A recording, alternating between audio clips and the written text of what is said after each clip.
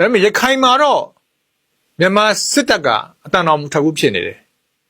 အဲ့ဒီအကြောင်းလည်းရှင်းပါအောင်ပို့ပြီးတော့ elaborate လုပ်ပေးပါအောင်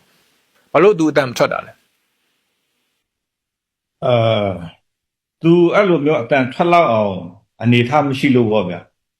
ဆိုတော့အခုတိုက်ပွဲတွေက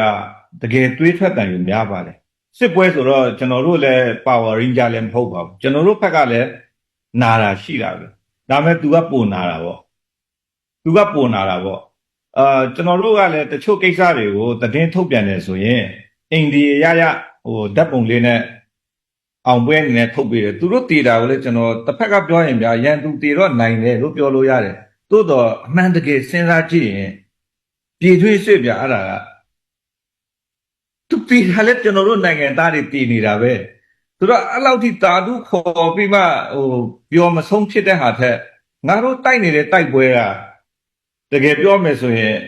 ဒီတိုက်ပွဲကြီးကနောက်ထပ်ဘယ်နှစ်ဖြစ်မလဲလူဘလောက်တည်သွားမလဲဆိုနိုင်ငံမှာလူဘလောက်ကြံခဲ့မလဲပေါ့နိုင်ငံပြန်တည်ဆောက်ရေးတွေကဘယ်လိုလုပ်မလဲဆိုတဲ့စဉ်းစားချက်တွေကိုဒါတကယ်လုပ်ရမယ်လုပ်တော့အဲ့ဒါက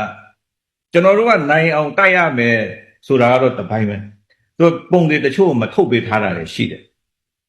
သူတို့ကကျွန်တော်တို့ဒါမျိုးဟိုသူ့ရဲ့စိတ်သက်စစ်စင်ရဲ့အတွက်သူကထုတ်လာခဲ့ရင်ကျွန်တော်တို့ထုတ်လိုက်ရင်သူတော့ပိုအဆက်ကွဲအောင်မယ်ဒါလည်းအရင်လည်းဖြစ်ဘူးပါတယ်